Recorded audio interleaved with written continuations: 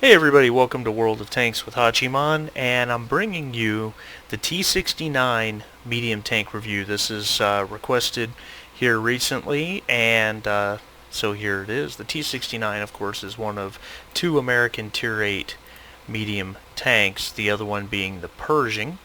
Now, of course, there's a couple premium American tanks, and we'll talk about those another day, but the T69 is, I'm sure at this point you know, an autoloader. It carries a couple different gun options, but it comes stock with the 76 millimeter, which is the same gun from the T71. The 76 millimeter is oddly not that bad a gun. It's it's got 175 millimeters of penetration, which for a 3-inch gun is very good. It's a little light for tier 8, with 150 average damage, but it's a 6-round clip. So you actually can ding away at a guy quite a bit with that gun. But the gun you're going to put on it in the end is the 90 millimeter.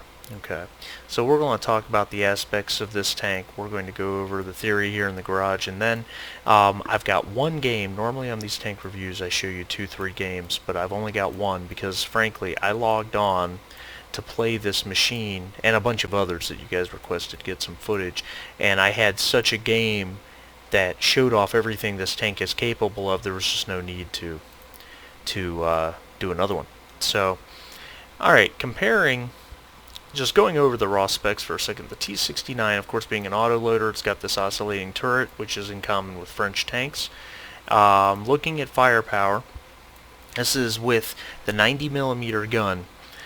Your gun carries 4 shells in the mag. It has 2 seconds between shells, which is generally faster than the French autoloaders. 27 seconds to reload the entire clip, okay, which is not bad.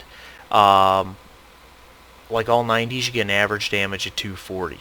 Okay, where you struggle is on this number right here. With 181 millimeters penetration on standard ammo, this makes it one of the weakest tank guns of all medium tanks in the game at tier 8. It's got brutally low penetration. Now, when you are top tier, 181 is all you need. Okay, that 181 will handle anything you have to shoot at without any trouble whatsoever. But when you find yourself in a tier 10 game, you'll find 181 pen bounces off most targets you have to shoot at. However, the APCR ammunition, excuse me, not APCR, this fires heat, and there is a difference if you remember from a video I did on ammunition a long time ago. Heat ammunition gets 250, which will give you the punch you need to handle tier 9s. Some tier 10s are still going to cause you some issue. You got to go for weak points. You've got to flank. The HE ammo on this tank is really kind of bad. 45 millimeters pen. I don't even know why I load it, frankly. Dispersion on the gun and aim time is not fantastic. You know, American medium tanks, when you look at the Pershing, the Pattons, their guns are very accurate. The autoloader, not so much. 0.38 dispersion, which is not that great, and a 2.9 second aim time, which also is not that great. So the gun's got incredible burst damage. You can fire off a clip that will get you 960 damage in 6 seconds, which is absolutely fantastic. However, you pay for it in your accuracy at range as well as your penetration, so keep that in mind. Your reload time, 27 seconds with a 100% crew. You have to have a place that you can back off to be protected while your gun reloads, and you'll see that in the replay. Survivability, it's a medium tank. It's actually pretty decent medium tank armor, to be honest about it. 101 millimeters frontal hull, and you'll see me bounce a shot off that frontal hull. If you can make sure you hide your sides and your lower plate, you can pull off some bounces from this angled upper plate once in a while. The turret has 152 millimeters, which is referring to this ring right through here. The problem is that ring is very flat. It's very easy to penetrate. The gun mantlet This is not the standard American gun mantlet, that big thick boxy thing. This is that anteater looking gun mantlet like you see on all the oscillating turrets. Don't shoot this tank right through here. It's very likely to hit that angle, which you can see how well angled that is, backwards, and just ricochet off. You can penetrate this thin line right here, but generally you just want to aim for right through here.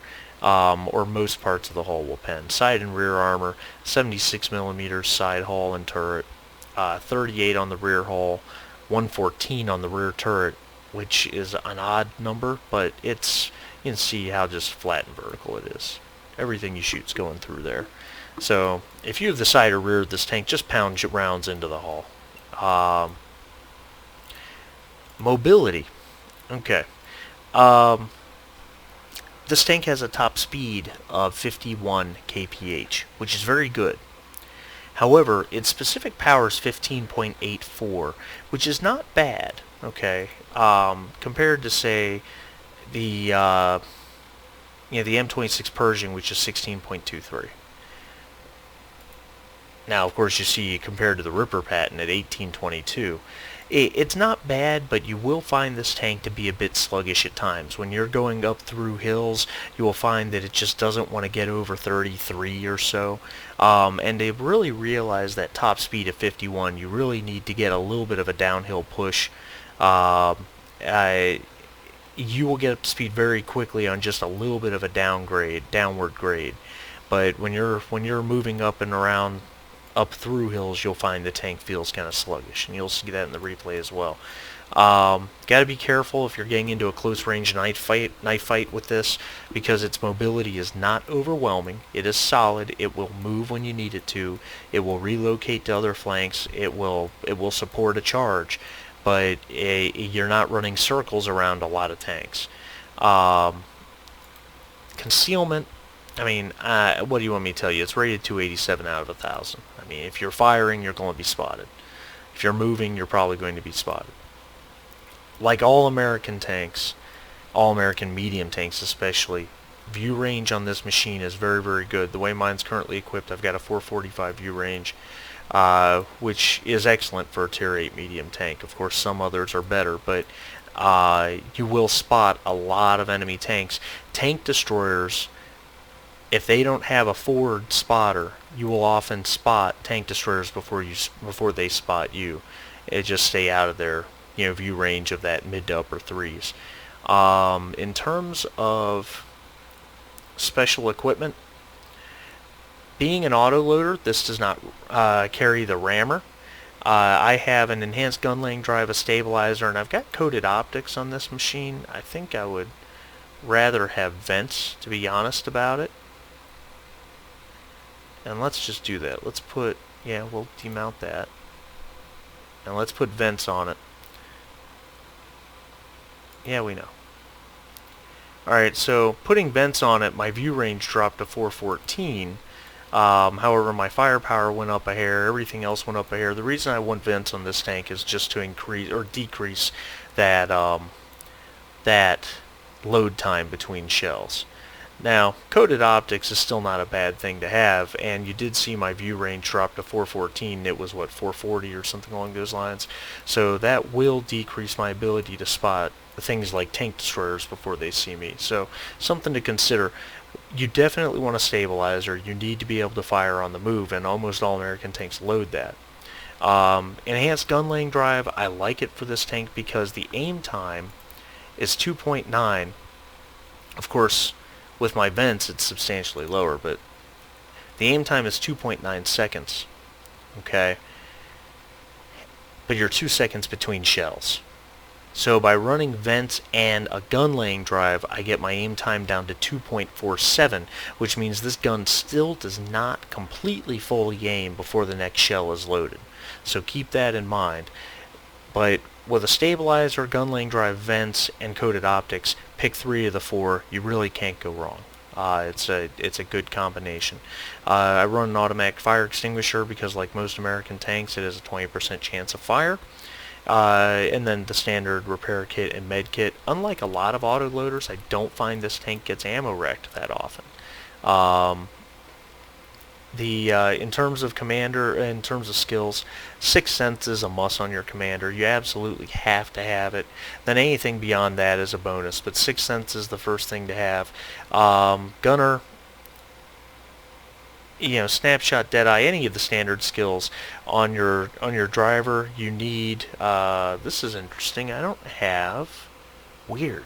I don't have preventative maintenance. You need preventative maintenance on your driver because of that 20% chance of fire, and you need safe stowage on your loader because of that.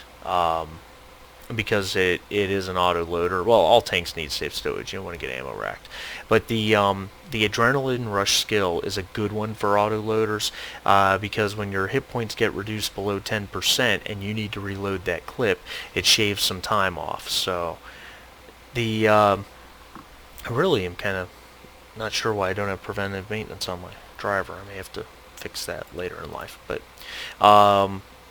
and another skill I don't have on this crew is Brothers in Arms. Being an auto loader, you really want Brothers in Arms. You want Brothers in Arms on every crew, but Brothers in Arms will shave down that aim time some more. It'll shave down that clip reload time some more.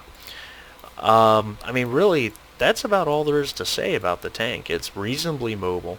It's got a little bit of armor that'll pull off a bounce when you need to. It's got excellent burst damage. Gun is a little unreliable at range, so keep that in mind. And I mean, I don't have much else to say about it. If you want to look at the tech tree real quick, you get to the T69, of course, from the T71, and it leads to the T5041, which you'll have a review on in the future. And, I mean, that's it. I'm going to take you straight to the game so that you can see what this tank is capable of.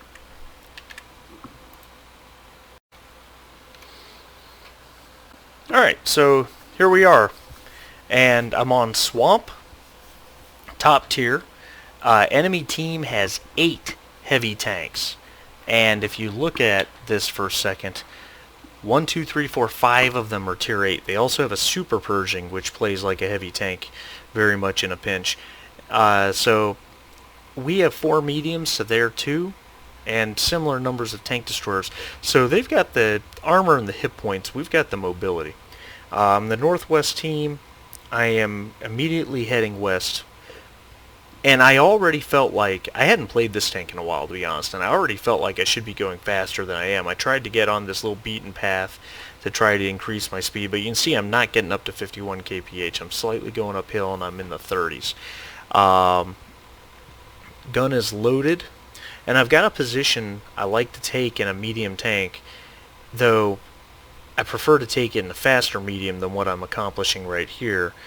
And you'll see it in a minute. The reason I like to do this is I can sometimes pick up some early spots, get some quick early damage, plus I have tank destroyer support, which will keep them from flanking me.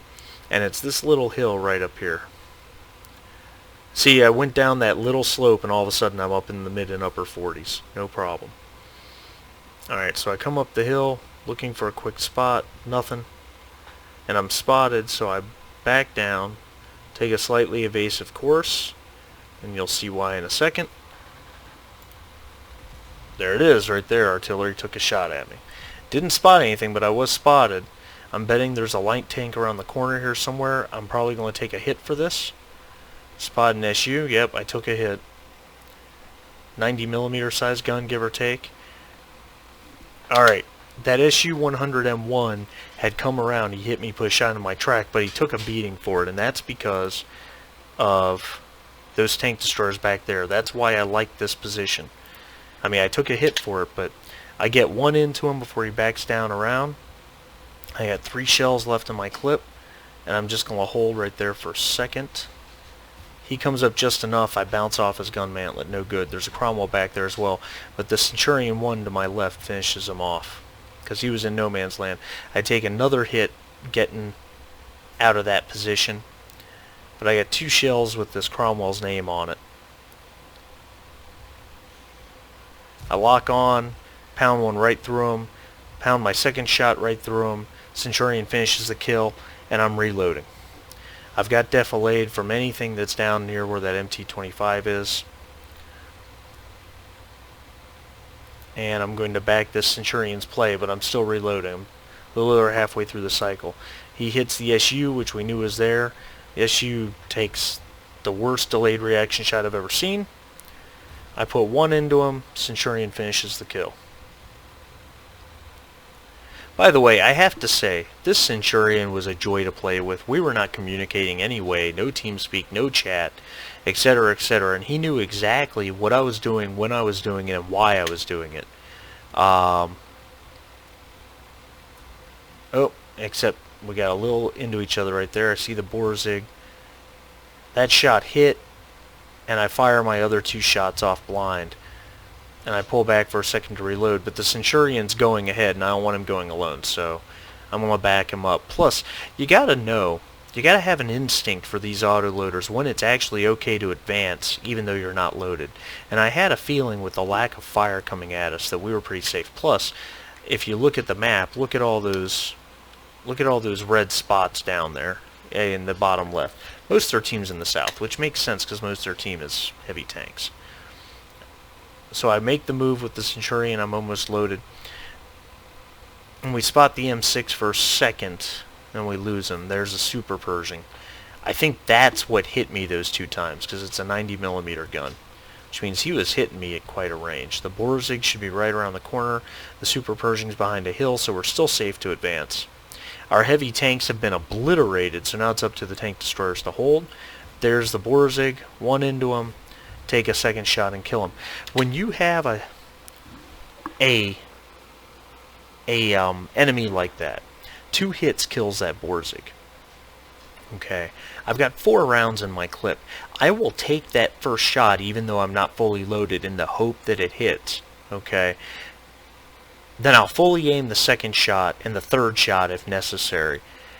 And then I'll reload the clip with 1 left. That's what this clip system gives you the ability to do. It gives you the ability that when you know you only need 2 penetrating hits to kill an enemy and you've got 4, it gives you the ability to go ahead and rush a shot for the quick kill. And I got to apologize. There's a replay bug going on here that I really wish you could see. This whole time, I peek over here to make sure there's no artillery hiding back there. And the Centurion spots the Super Pershing and pounds 1 into him. I put 1 into the side of his turret.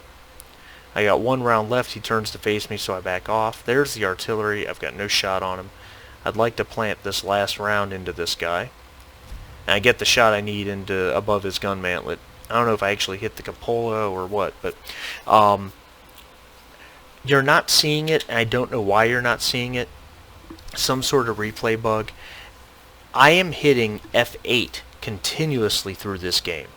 F8 is the key that says you're ready to fire and how many rounds you have if you're an autoloader, or it tells you you're reloading. Okay, it tells your friends that you're reloading. I was doing it the whole time I was playing with this Centurion. When I was reloading, I was hitting it every 8 to 10 seconds, so he knew how long it was going to be before I could fire. And it helped him not take immediate risks, because he doesn't want to run out there if I'm not ready. If I'm 20 seconds from being ready, it does him no good to go out there and possibly get killed. And the replay is not showing this, but when you play autoloaders, you need to constantly let your teammates know what position you're in, what condition you are to fire. They need to know how long till you're loaded. They need to know when you are loaded so that they can help plan their move and so that you can go together. Spot that IS-6 at range. Now here's where you're going to see the weakness of the gun. Standard ammunition. Bounced. Bad angle, admittedly. Full on side. Nope. Not going through. I'm at 400 meters shooting at the side of an IS-6, which admittedly is very troll armor. Now I've got an IS-6 at much closer range. I get 1 penetrating hit, and the Centurion finishes him off. And there's an M6. I put my last round into him and back off. And again, here I am. I'm hitting F8 the whole time, so my Centurion buddy knows how long he's got to wait for me and how much risk he should take. He put 1 in, then he backed off, decided that an M6 could still pen his side, and he didn't want to do that. And I'm at more hit points than he is, so I kind of take a forward point position while he looks to see what shots he can get over the rear. There's the M6 again. Right through his gun mantlet. He bounced that shot off my upper plate, and because that's the angle he hit it at. that armor will hold up against lower tier guns at that kind of angle. Because at that point it's effective 180 millimeters, somewhere in that ballpark.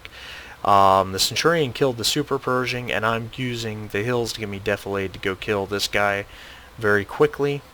I come over, plant my second round into him for the kill. I get 2 shots left, and I'm hoping this artillery is still over here so that I can wipe him out while our guy tries to cap. There he is. He overshoots badly. I put 1 and a second one in, and that's him. Now I'm reloading. We got a T-34 troubling our guy who's trying to cap. The Centurion goes in on the T-34 very bravely to pull some of his attention. He gets killed for it, but that gives me the time to reload and just park myself right behind this T-34, and 1 round, second round for the kill.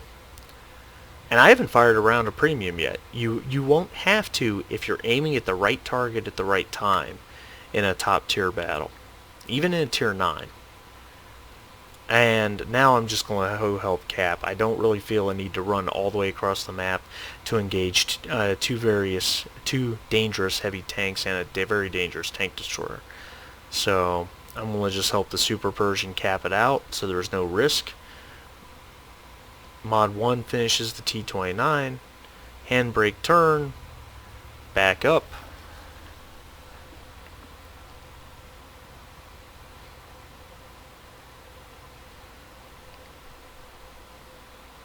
and that's it. Show you the post-game stats, but this match showed you everything you need to know about the T69, exactly what all of its capabilities are,